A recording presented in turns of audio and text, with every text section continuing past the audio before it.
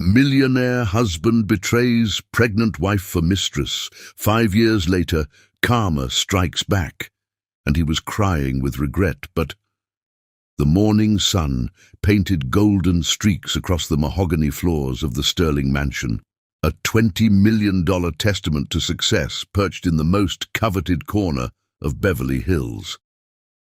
James Sterling stood at his floor-to-ceiling window, pressing a crystal tumbler of fresh squeezed orange juice to his temple, watching the gardeners meticulously trim his prize-winning roses. At 42, he had achieved what most men only dreamed of, and he knew it. The soft padding of bare feet on hardwood made him turn. Amara Sterling, his wife of 3 years, appeared in the doorway of their master suite, wrapped in a silk robe the color of midnight, even with her hair wrapped in a satin scarf and no makeup on her face. She took his breath away. Her dark skin seemed to glow from within, and those eyes, deep brown with flecks of gold, held the same fierce intelligence that had first drawn him to her at that real estate convention in Chicago 5 years ago. "You're up early," she said, crossing the room to join him. Her Harvard Business School diploma hung on the wall behind them, next to his from Yale. The perfect power couple, the magazines called them. Black excellence meets old money, creating a new dynasty. James wrapped an arm around her waist, breathing in the familiar scent of cocoa butter and jasmine. "Big day ahead. The Thompson deal is finally closing." Amara smiled, but there was a nervousness in it he'd never seen before. "Actually, I need to talk to you about something before you head to the office." They sat on their custom-made Italian leather sofa, the one Amara had insisted would perfectly complement the room's aesthetic. She'd been right, of course. She was always right about these things. The same instincts that had helped her transform Sterling real estate from a respectable family business into a billion-dollar empire never failed in their personal life either. "James," she began, taking his hands in hers, "I know we said we'd wait another year, focus on the Singapore expansion first, but—" She bit her lower lip, a rare display of uncertainty from a woman who regularly went toe-to-toe with the toughest CEOs in the business world. "I'm pregnant," the words hung in the air between them, heavy with implication. James felt his heart skip a beat, then another. They had discussed children, of course. It was expected. The next step in their perfectly planned life. But suddenly, faced with the reality, something cold and sharp twisted in his gut. He forced a smile, the same one he used to close difficult deals. That's wonderful, baby." The words felt hollow, even to his own ears. If Amara noticed his hesitation, she didn't show it. She launched into details about due dates and doctor's appointments, her voice taking on that excited tone she usually reserved for particularly promising property acquisitions. Her free hand rested unconsciously on her still flat stomach, and James found himself staring at it, feeling increasingly disconnected from the scene playing out before him. The rest of the morning passed in a blur. He watched Amara move through their usual routine, her morning yoga in their private gym, the chef serving her favorite avocado toast, their housekeeper Maria fussing over her with grandmotherly affection. But something had shifted in James's perception. The perfect life he'd built suddenly felt like a trap. Later, as his chauffeur Frank drove him to the office in their Rolls-Royce Phantom, James scrolled through his phone, pausing on a photo from last night's charity gala. There he was with Amara, his hand proud on her waist, her dazzling smile lighting up the frame. They looked perfect together, he in his Tom Ford tuxedo, she in a custom Versace gown that highlighted her statuesque figure. The caption read, "Power couple James and Amara Sterling donate $5 million to inner-city education initiatives." The car stopped at a red light, and James watched a young couple cross the street pushing a stroller. The woman was laughing at something her partner had said, looking exhausted but happy. James felt a surge of panic. Is that what his life would become? Sleepless nights, diaper changes and baby talk? Would board members take him seriously if he had to leave meetings to attend school plays? His phone buzzed with a text from Amara. "Made an appointment with Dr. Richardson for next week. Can't wait to hear our baby's heartbeat." James stared at the message, his thumb hovering over the response field. The perfect husband would be excited. The perfect husband would already be researching the best preschools and setting up a trust fund. The perfect husband wouldn't be fighting the urge to run as far and fast as possible. The Rolls-Royce pulled into his reserved parking spot at Sterling Tower, 50 stories of glass and steel that pierced the Los Angeles skyline. As he stepped out, adjusting his Brioni suit, his secretary Victoria hurried to meet him, her blonde hair catching the morning sun. She handed him his schedule for the day, their fingers brushing slightly longer than necessary. "Congratulations are in order, Mr. Sterling," Victoria said, her voice carrying a note he couldn't quite read. "Mrs. Sterling just called to let us know about the baby." James stopped walking, turning to face her. Victoria Kane was new to the company, barely 2 months on the job, but she'd already proved herself invaluable. More importantly, she represented something that was becoming increasingly appealing: simplicity. No expectations, no dynasty to build, no perfect life to maintain. "Thank you, Victoria," he said, and for the first time that morning his smile felt real. "Let's focus on work for now, shall we?" As they rode the elevator to the executive floor, James felt the weight of his perfect life pressing down on him. Amara had helped him build an empire, had made him better in every way. She deserved his joy, his excitement, his full commitment to their growing family. But as Victoria briefed him on the day's meetings, her perfume subtle but intoxicating in the confined space, James Sterling, millionaire, philanthropist, and supposedly perfect husband, began to plot the destruction of everything he held dear. The perfect life, he was beginning to realize, was perfectly suffocating. The other woman. Victoria Kane understood the art of waiting. Like a spider weaving its web, she had learned that the most successful traps were built with patience and precision. When she applied for the executive assistant position at Sterling Real Estate, it wasn't by chance. She had studied James Sterling for months, his habits, his weaknesses, and most importantly, the hairline cracks in his perfect marriage that even he hadn't noticed yet. Her first day at Sterling Tower had been calculated down to the smallest detail. The cream-colored Chanel suit, modest enough for the office but tailored to perfection. Her platinum blonde hair styled in soft waves that made her look younger than her 32 years. No wedding ring. She'd learned early in her career that married men preferred their temptations unattached. Mr. Sterling's previous assistant served him for 15 years, the HR director had warned her during the interview. He has exacting standards.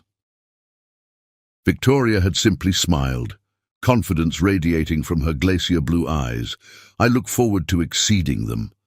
For the first month, she was the model of professional efficiency.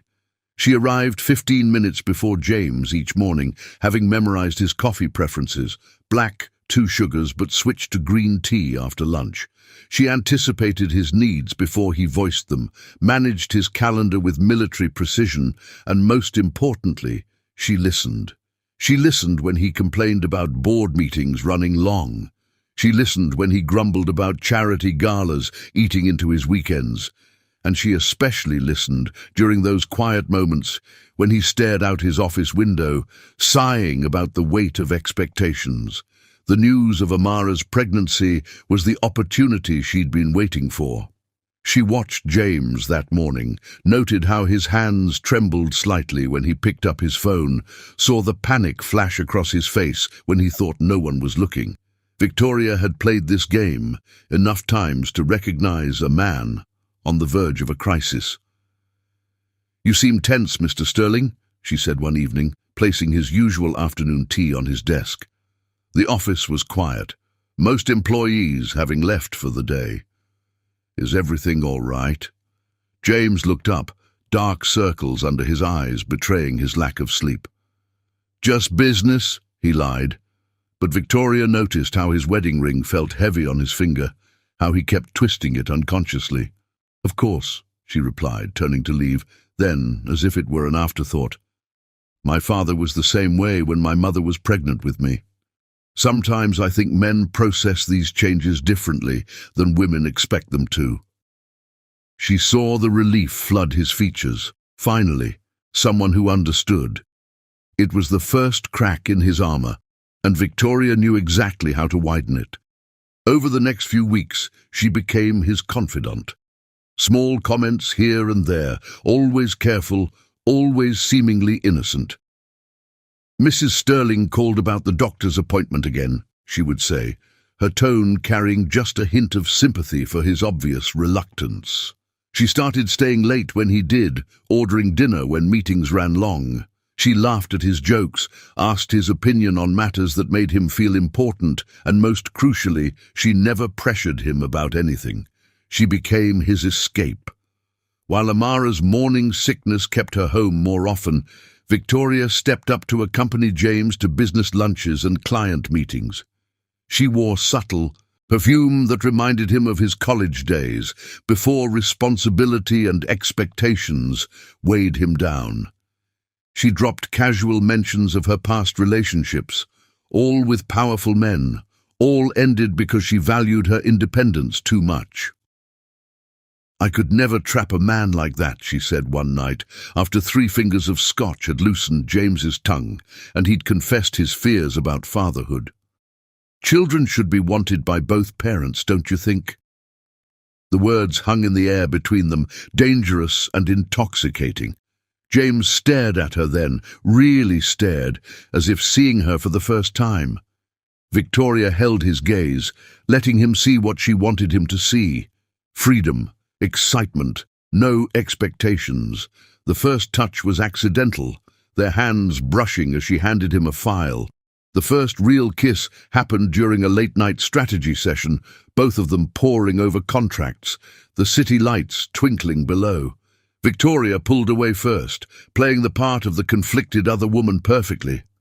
"This is wrong," she whispered, her lips still close to his. "You're married, going to be a father." But they both knew it was too late. The trap had sprung. As James's home life became increasingly focused on baby preparations and future plans, Victoria represented everything that his marriage wasn't. Spontaneous, uncomplicated, thrilling.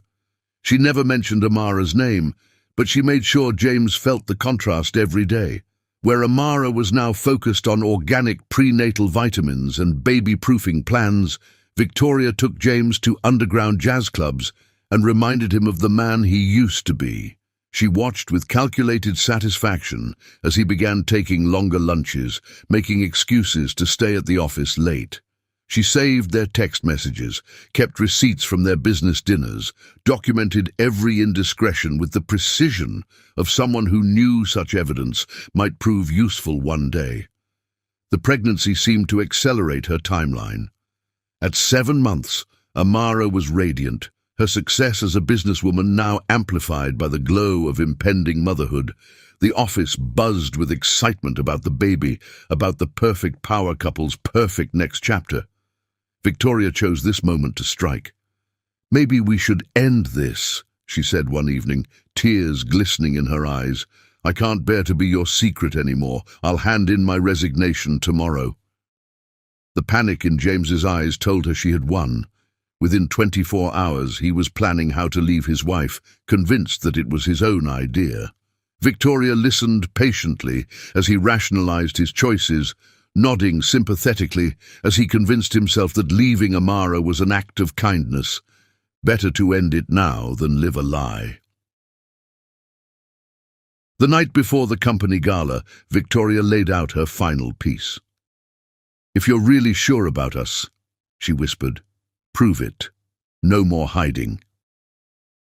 She watched from the sidelines at the gala, wearing a red dress that cost 3 months' salary, as James Sterling destroyed his marriage in front of Los Angeles' elite.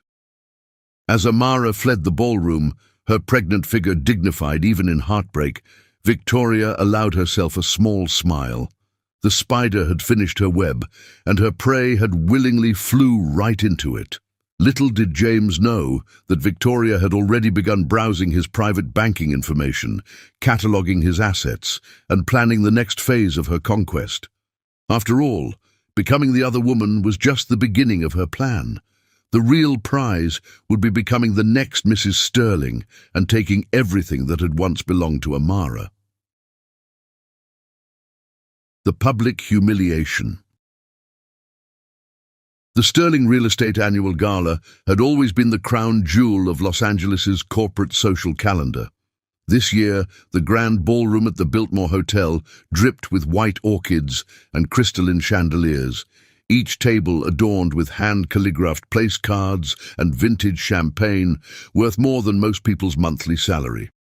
700 of the city's most influential figures filled the room, their combined net worth rivaling the GDP of a small country. Amara Sterling stood before the full-length mirror in the hotel's VIP powder room, adjusting the drape of her custom-made Valentino gown. The midnight blue silk chiffon floated elegantly over her 7-month baby bump, while strategic beading drew attention to her still elegant neck and shoulders. She had spent an extra hour with her makeup artist, determined to achieve that perfect balance, professional enough for a business event, glamorous enough for a gala, and glowing enough to match everyone's expectations of an expectant mother.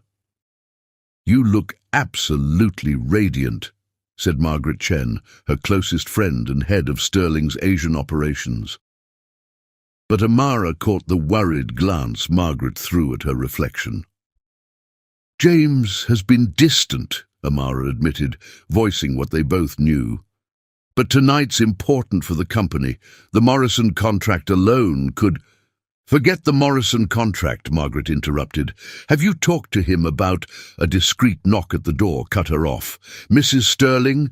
Mr. Sterling is asking for you. The speeches are about to begin." Amara squared her shoulders, years of boarding school and Harvard Business School having taught her that appearance was armor. "Time to be brilliant," she said with a smile that didn't quite reach her eyes.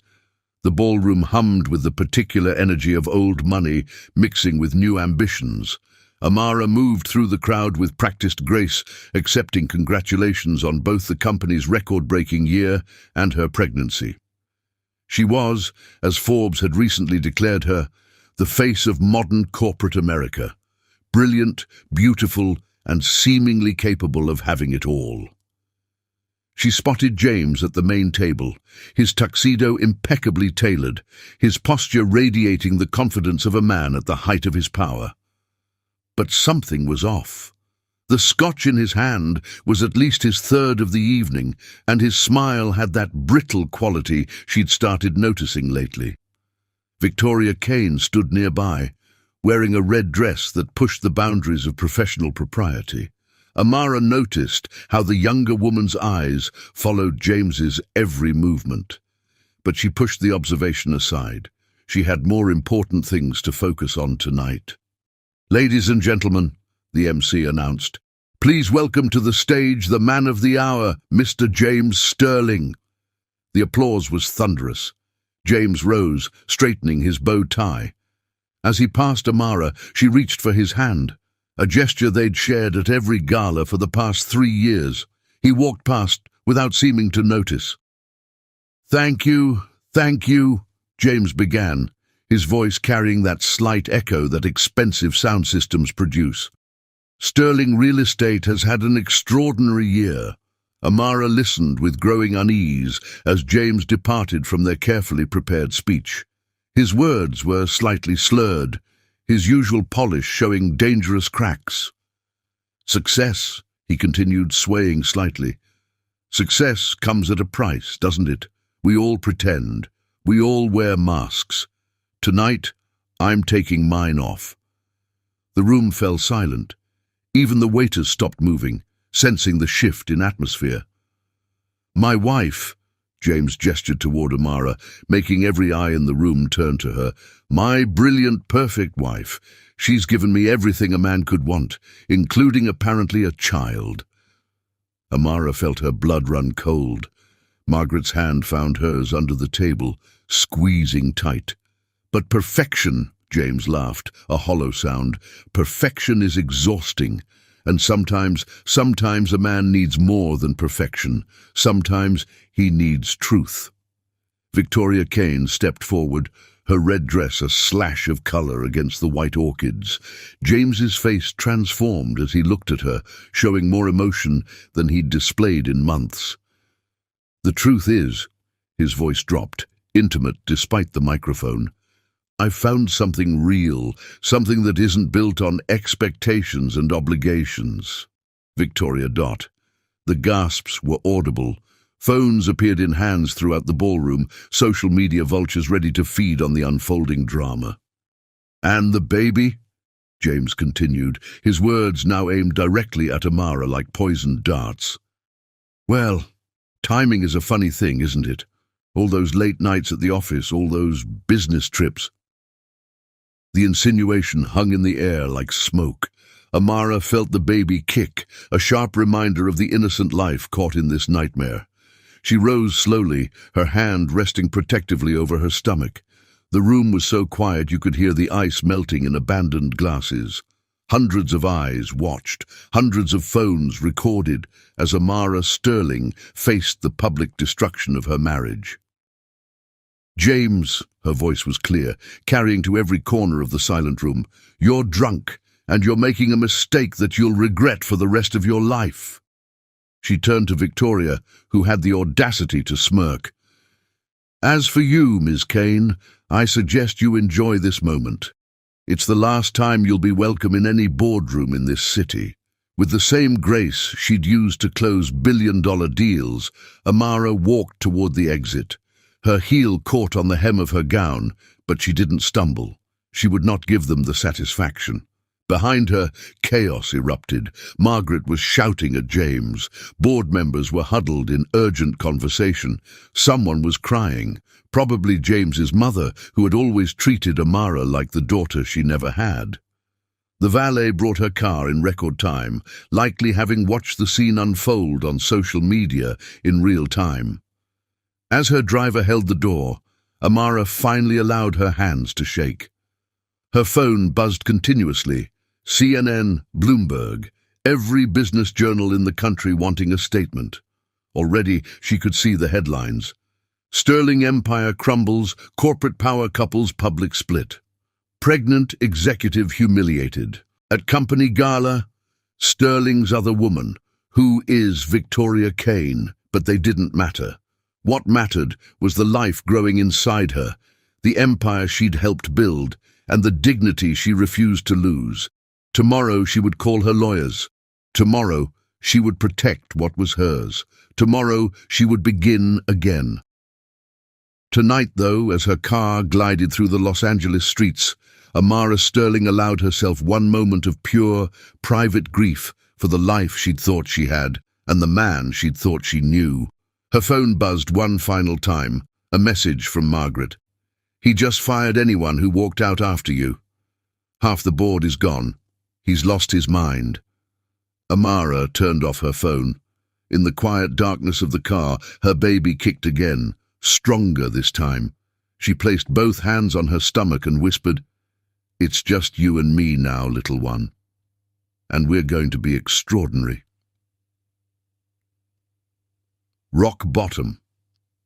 The morning after the gala, James Sterling woke up with a crushing hangover and Victoria Kane in his bed at the Peninsula Hotel.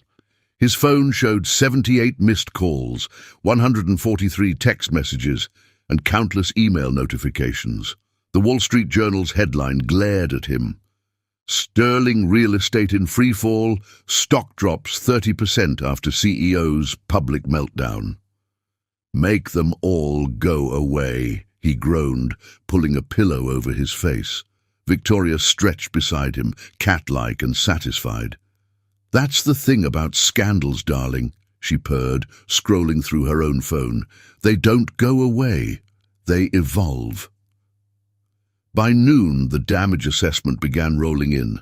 Half his board of directors had resigned, including Thomas Chen, his oldest friend and Margaret's husband. Their resignation letters, leaked to the press, cited moral and ethical concerns about leadership.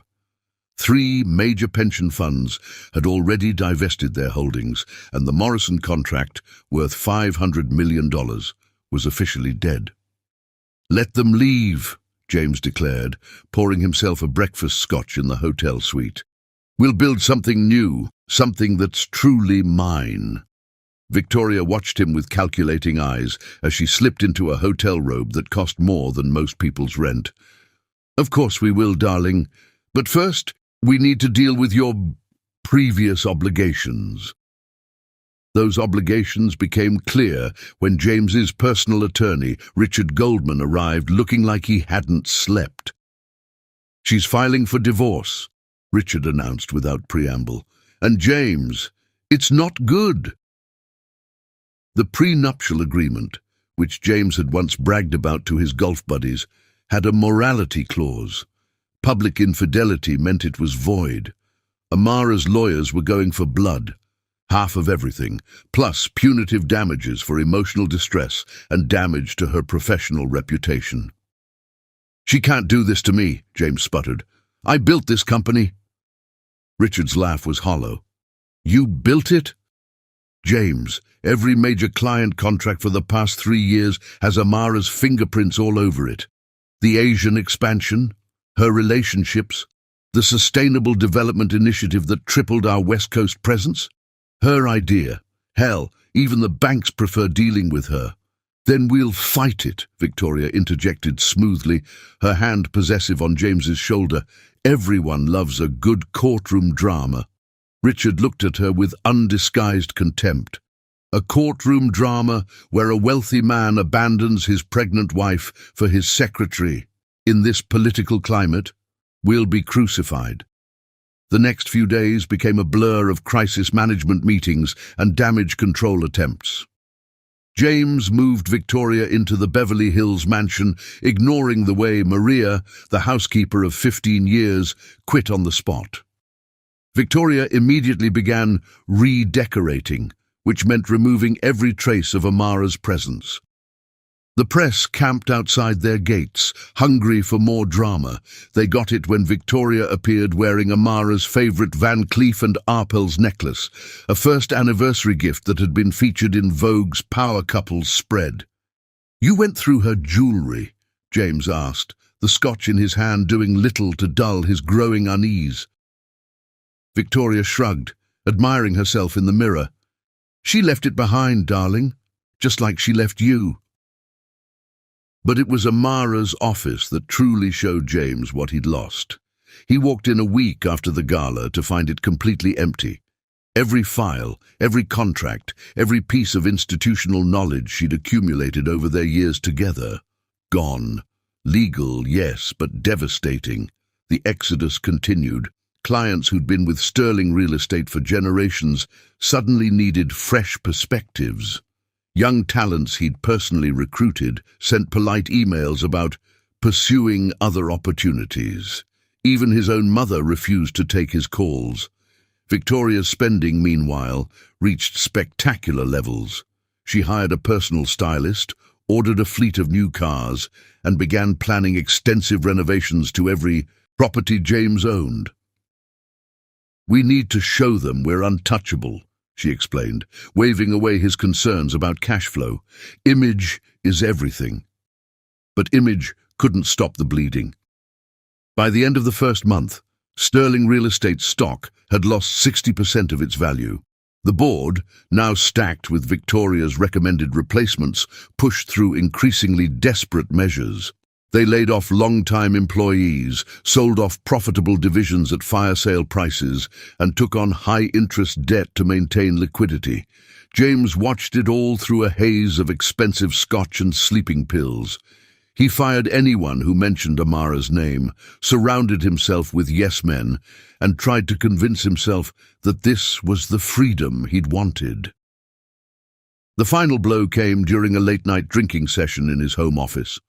Scrolling through his phone, trying to avoid news about his company's latest setback, he found himself on Amara's social media. There she was, attending a clean energy conference in Singapore, her first public appearance since the gala. She looked radiant, her pregnancy even more pronounced, fielding questions about her new consulting firm with characteristic grace. The comments below were brutal. "Karma's coming for James Sterling. Who cheats on a pregnant woman? Trash. Amara's better off without him. Sterling real estate is finished." James hurled his phone across the room, shattering both the device and a photo of his father, the man who'd started their company with a single real estate office and an unwavering code of ethics. Daddy throwing a tantrum. Victoria stood in the doorway, wearing another of Amara's designer dresses, a glass of champagne in her perfectly manicured hands. For the first time, James saw her clearly, the calculated smile, the cold eyes, the absolute absence of genuine feeling. "What have I done?" he whispered. Victoria's laugh was like breaking glass. "You've done exactly what every powerful man does eventually, darling. You've proven that you're just as weak as I thought you were." She sashayed away, leaving James alone with the wreckage of his life. Outside, rain began to fall on the perfectly manicured lawn that no longer felt like home. Somewhere in the city, Amara was building a new life without him. Their child would grow up knowing that its father had chosen pride and lust over love and family. James Sterling, once the king of Los Angeles real estate, sat in his darkened office and finally admitted the truth. He hadn't hit rock bottom when he lost his wife, his company, or his reputation. Rock bottom was realizing that he deserved to lose it all. The birth and the truth. The maternity ward at Cedars-Sinai Medical Center had seen its share of drama, but the birth of Marcus Sterling made headlines for all the wrong reasons. While Amara labored for 26 hours, James Sterling was photographed boarding his private jet to the Maldives with Victoria Kane, her bikini-clad figure splashed across TMZ's website. Margaret Chen hadn't left Amara's side since her water broke, fielding calls from worried board members and ruthlessly screening visitors. "Push," she encouraged, letting Amara squeeze her hand until the bones creaked. "Show them what you're made of." At 3:47 a.m. on a stormy Tuesday morning, Marcus Sterling announced his arrival with a powerful cry that seemed to shake the hospital walls. The nurses cleaned him and placed him in Amara's arms, his tiny features a perfect blend of his parents. "Oh," Amara breathed, tracing her son's face with a trembling finger. "He looks just like—" "Don't," Margaret warned. "Don't give him that power." But it was impossible to deny. Marcus had James's distinctive nose, his determined chin, and even the same cowlick in his dark hair. Nature had created irrefutable evidence of paternity, visible to anyone with eyes. The birth announcement made the front page of every major newspaper, accompanied by a hospital photo of Amara holding Marcus, Margaret standing protectively beside them. The comment sections exploded. "DNA test not needed. That's definitely James Sterling's son." "Father of the year, missing his kid's birth for a beach vacation. Classy. Look at that baby's face and tell me he isn't a Sterling." The photos reached James via his new assistant. Victoria had insisted on firing everyone who'd worked with Amara while he was sipping coconut rum on a private beach. The resemblance hit him like a physical blow. "Darling!" Victoria called from their luxury villa. "The jet's ready for Dubai." James stared at his phone, at the son he'd abandoned before he'd even taken his first breath. The truth he'd been running from caught up with him under the Maldivian sun. He was now officially the kind of man he'd spent his entire life despising. The fall from grace. The next 5 years unfolded like a tale of two cities. In one story, Amara Sterling, she kept the name, telling reporters, "I earned it," built an empire from the ashes of her marriage. Her consulting firm, Phoenix Global, specialized in ethical corporate restructuring and sustainable development. By Marcus's first birthday, she'd already helped 3 Fortune 500 companies navigate major transitions. "Success is the best revenge," business magazines quoted her saying while she balanced Marcus on her hip during board meetings. Her son grew into a precocious toddler with his mother's intelligence and his father's charisma, a combination that charmed everyone, from CEOs to kindergarten teachers. Meanwhile, James's story took a darker turn. Victoria's spending habits escalated beyond even his considerable means. She travelled with an entourage, redecorated their homes seasonally, and treated his credit cards like they were unlimited resources. "Image is everything," she'd remind him as she ordered another round of Botox or planned another extravagant party. "We have to show them we're winning." But they weren't winning. Sterling Real Estate, once the crown jewel of Los Angeles development, became known for rushed projects and cut corners.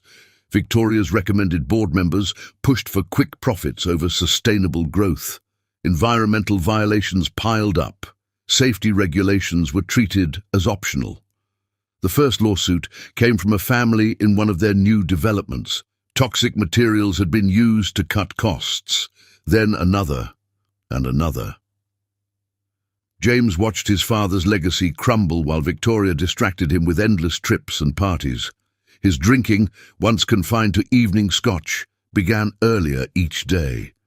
Board meetings became exercises in humiliation as younger, hungrier competitors picked apart his company's weaknesses. Even Victoria's carefully curated social media posts couldn't hide the reality. James Sterling was in freefall. He caught glimpses of his son's life through newspaper photos and social media posts.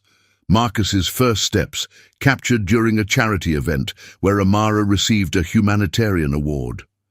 His first day of preschool, holding his mother's hand as they navigated through photographers.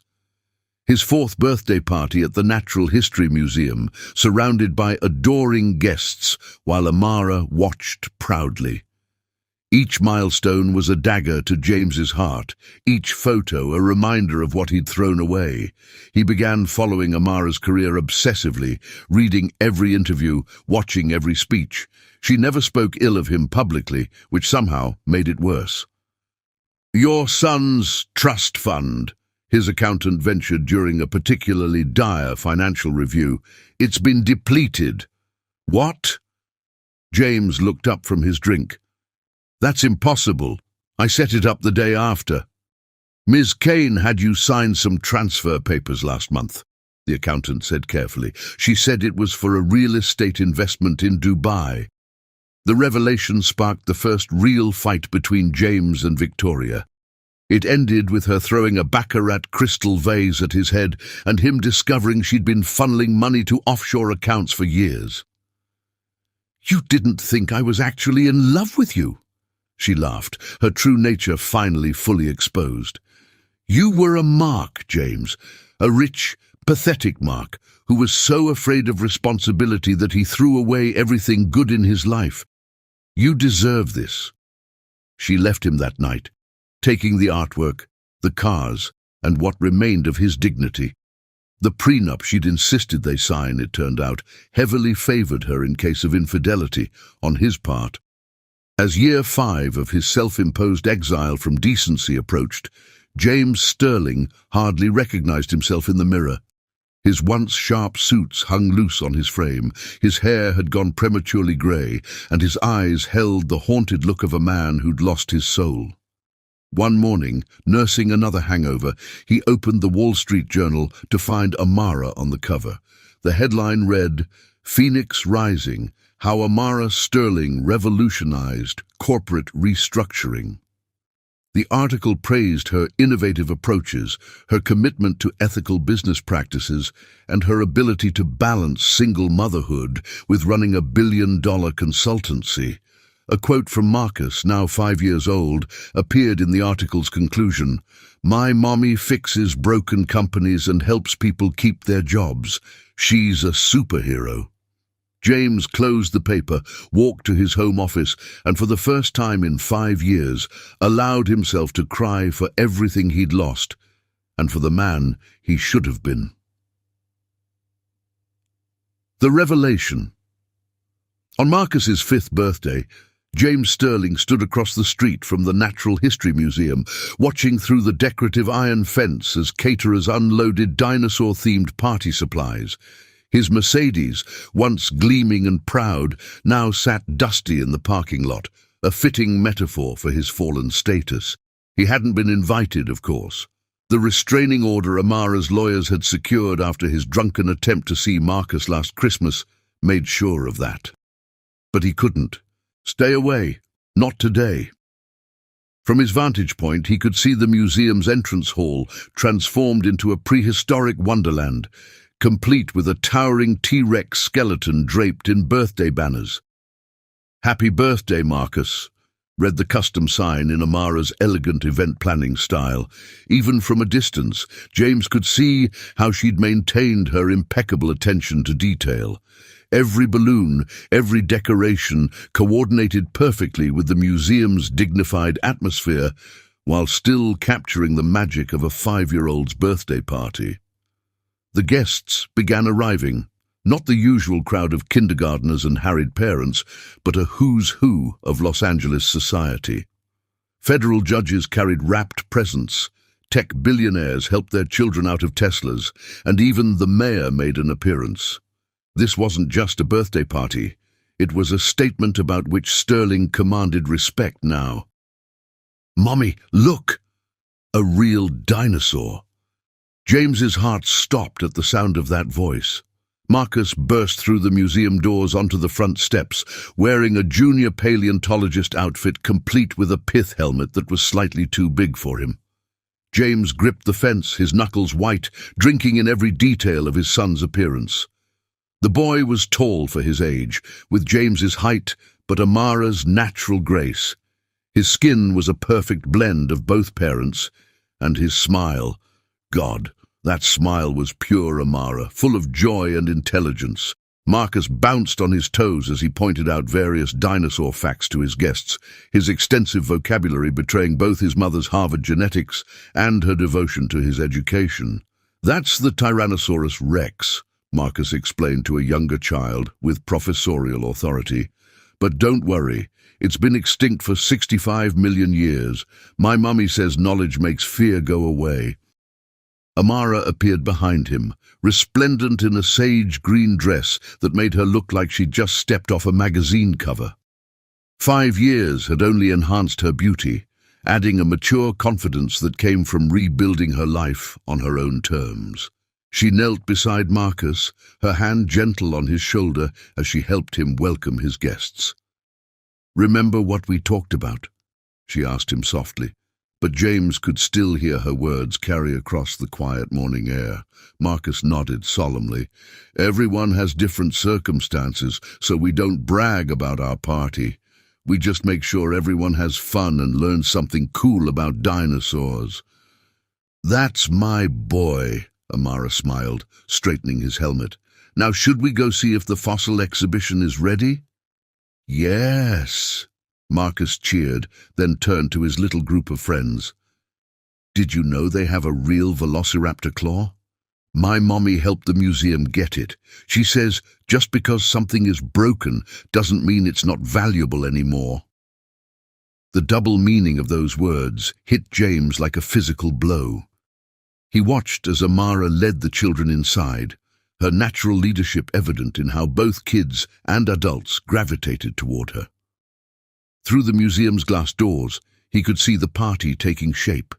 Educational activity stations mixed with age-appropriate fun, creating an environment that was both entertaining and enriching. Margaret Chen arrived with her husband Thomas, their twins in tow. James remembered when those twins were born, how he'd been named their godfather in happier times. Now they probably didn't even know who he was. "Uncle Marcus!" the twins called out, running to his son. The word struck James like lightning. Marcus was building his own family connections, forming bonds with people who showed up for him, who earned the right to be called family. Through the glass, James watched as Marcus opened his presents. Each gift seemed carefully chosen to nurture his interests. Science kits, educational games, books about dinosaurs and space.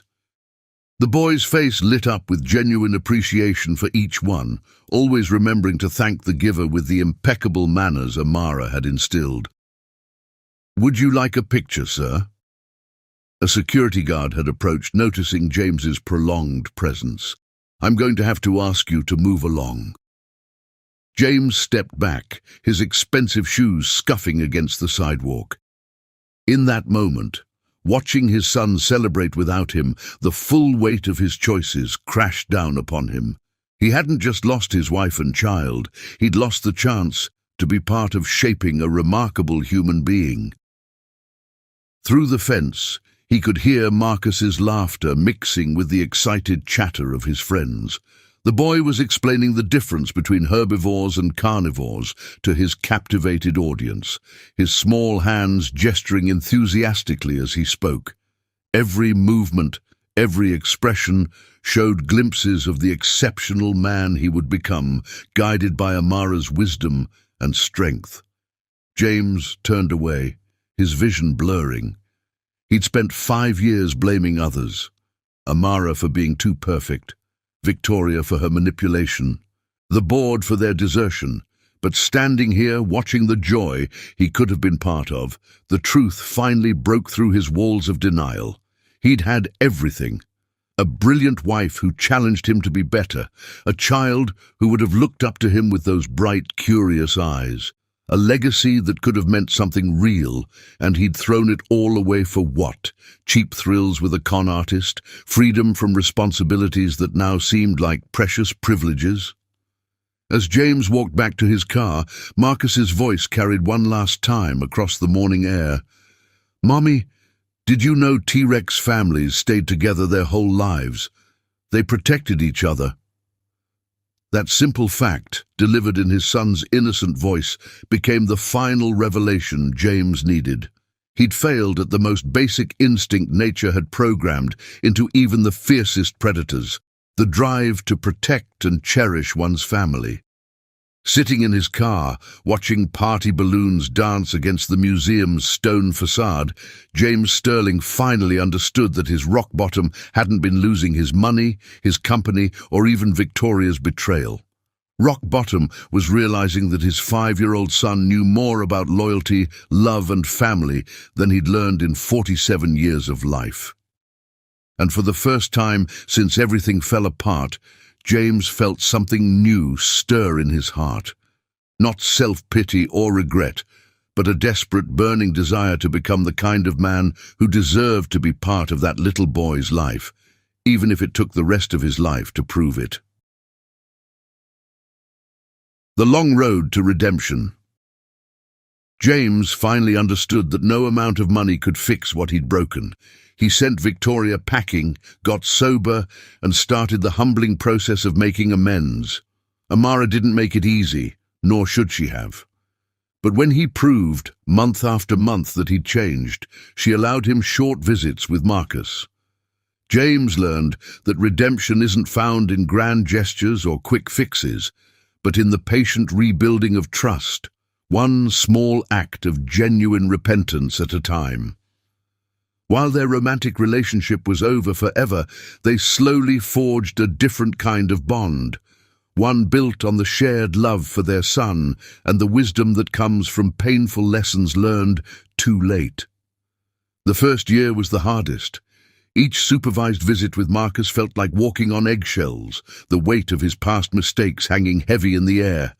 The boy's tentative smiles and careful distance cut deeper than any anger could have. But James showed up every time, sober and present, even when Marcus barely spoke to him. Amara watched from the sidelines, her arms crossed and her eyes sharp, until the day Marcus spontaneously hugged his father after a successful Little League game. She saw James's hands tremble as he returned the embrace, saw the tears he quickly blinked away. That evening, she agreed to let James start taking Marcus to his baseball practices. As the seasons changed, so did their dynamic. James found his footing as a father, learning to navigate parent-teacher conferences and doctor's appointments alongside Amara without the old tension threatening to explode. He discovered that being a good co-parent meant swallowing his pride, admitting when he was wrong, and putting Marcus's needs before his own desire to be right.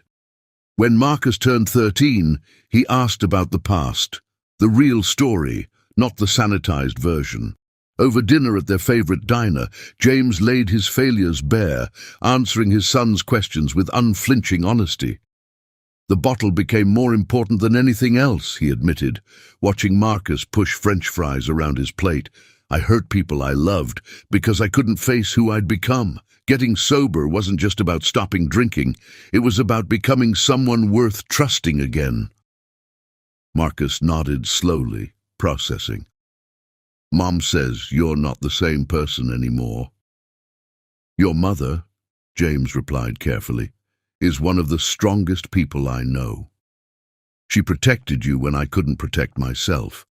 I'll spend the rest of my life being grateful for that. As Marcus entered his teenage years, James became something he never expected, a steady presence, a voice of hard-won wisdom. When Marcus faced his own struggles with peer pressure and identity, James's past transformed from a source of shame into a powerful teaching tool. Rock bottom has a basement, he'd tell his son, but it also has a ladder out. Amara remarried when Marcus was 15 to a kind man named David who coached youth soccer and made her laugh like she hadn't in years. At Marcus's high school graduation, James sat with them in the audience, genuinely happy for the family they'd become. He'd learned that love takes many forms, and that sometimes the bravest thing you can do is step aside to make room for something better to grow.